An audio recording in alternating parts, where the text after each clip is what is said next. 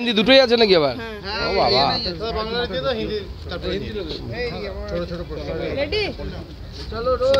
সুকান্ত বাবু, আজ হাইকোর্টে আরজিকর ইস্যুতে রাজ্যের এবং সিবিআই এর করা যে আবেদন, সেই আবেদনের হিয়ারিং আছে। এর পরবর্তী সময়ে সিবিআই এর ভূমিকা নিয়ে যে প্রশ্ন উঠেছিল সে সম্পর্কে কি বলবেন? দেখুন, সিবিআই এর ভূমিকা নিয়ে প্রশ্ন কিছু মানুষ তুলেছেন, কিন্তু তাদের প্রশ্নটা আমার মনে হয় আরও বেশি করে তোলা উচিত।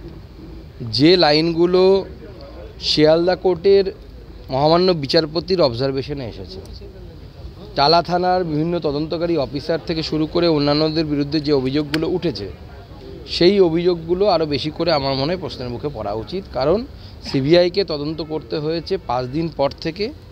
যে তথ্য প্রমাণ কলকাতা পুলিশ ছেড়ে রেখে গেছে, আমি আবার রিপিট করছি, ছেড়ে রেখে গেছে, তার উপর তাদেরকে তদন্ত করতে হয়েছে।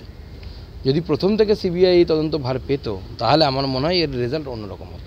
রাজ্য এবং সিবিআই দুই পক্ষই সঞ্জয় রায়ের ফাঁসির দাবি করে গিয়েছে, কিন্তু বাবা মাকে কেউ জানায়নি, নির্যাতিতার পরিবারকে জানানো হয়নি, তবে তারা কোর্টরুমে উপস্থিত থাকবেন বলে বেরিয়েছে।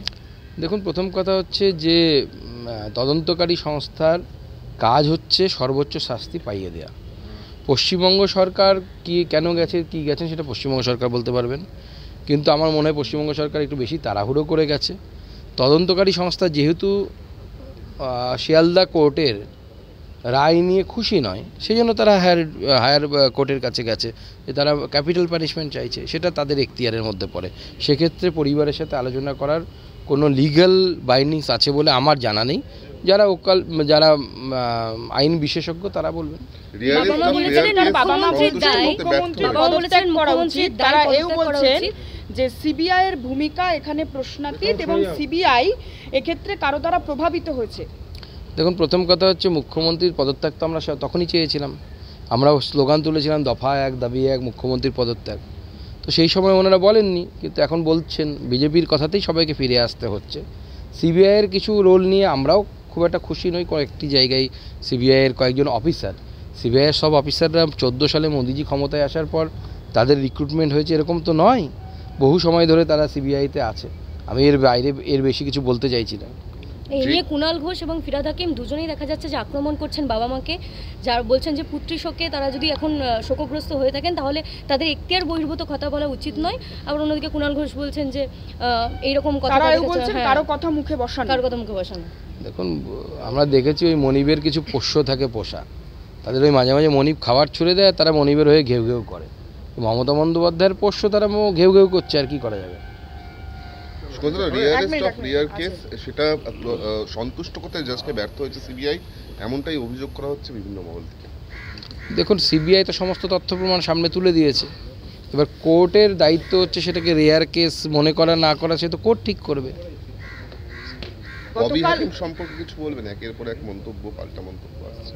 ববি হাকিম এখন এক্সপায়ারি ডেট পার হয়ে যাচ্ছে, সেজন্য যা হয় প্রদীপ নেবার সময় একটু দপ করে জ্বলে ওঠে, সেটাই চেষ্টা করছে। কলকাতা শহরে যে হেলা বাড়ির খোঁজ পাওয়া যাচ্ছে একের পর এক, সেগুলোর দায় কোনোভাবেই পুরসভার ইঞ্জিনিয়ারদের নয়, তাহলে এই দায় কার? ববি হাকিম বলছে না, ববি হাকিম সাহেবের তো বা তার টিমের তো পয়সা নেওয়া অবধি দায়, তারপর দায় থাকে না আর কি। এখন তো পিসার হেলানো মিনার ছেড়ে লোকজন পিসির হেলানো বাড়ি দেখতে আসছে। পশ্চিমবঙ্গে এরপরে সবাই আসবে পিসির হেলানো বাড়ি দেখতে।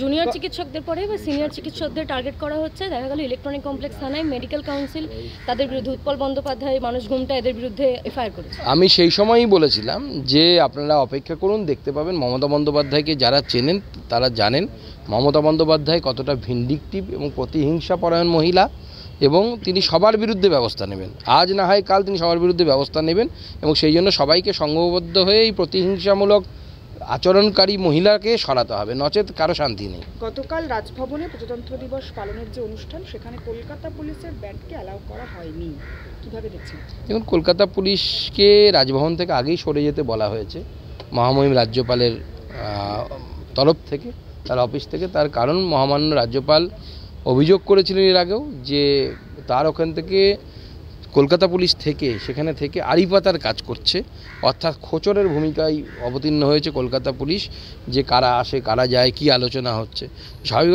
স্বাভাবিকভাবে একজন রাজ্যপালের অফিসের যদি গোপনীয়তা বজায় না থাকে, কনফিডেন্সিয়ালিটি না থাকে, তো অবভিয়াসলি সেই রাজ্যপালের তো স্বাভাবিকভাবে তার মনে হবে যে এদেরকে আমরা কেন দেবো।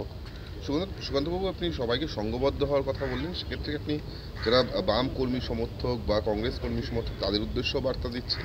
না, সে তো আমরা আগে থেকেই বলেছি, বাম কংগ্রেস কর্মী যারা আছেন, নিচু তলার কর্মী যারা আছেন, যারা বামপন্থার বও মানেন না বা কমিউনিজমের কও মানেন না, তাদেরকে বলছি যে আপনারা সকলে একত্রিত হন। বিজেপি একমাত্র বিরোধী দল যারা তৃণমূল কংগ্রেসকে হারাতে পারে, বিজেপির ছত্রছায়ায় আসুন। আচ্ছা, সীমান্তে বাংকার উদ্ধার হলো, এত বিশালাকার বাংকার সেখানে রয়েছে, জানা গেল না, কেউ জানতে পারলো না, কিভাবে সম্ভব? কিন্তু তো চোরাচালানকারীরা করে, এবং এক্ষেত্রে পুলিশের ভূমিকা অত্যন্ত দুঃখজনক। পুলিশ এই ক্ষেত্রে চোরাচালানকারীদের হেল্প করে স্বাভাবিকভাবে, সেই জন্য জানা যায় না। একটি কেন্দ্রীয় সংস্থা বা বিএসএফ বা এই ধরনের যে কোনো বডি তখনই ভালো কাজ করতে পারে, বা সেই সমস্ত রাজ্যে ভালো কাজ করে যেই সমস্ত রাজ্যে রাজ্য সরকার সেই বিএসএফের সাথে সহযোগিতা করে এবং একসাথে কাজ করে। দুটো ফোর্স একসাথে কাজ না করলে, পুলিশ এবং বিএসএফ একসাথে কাজ না করলে কোথাও বিএসএফ সফল হতে পারবে না। ঠিক আছে।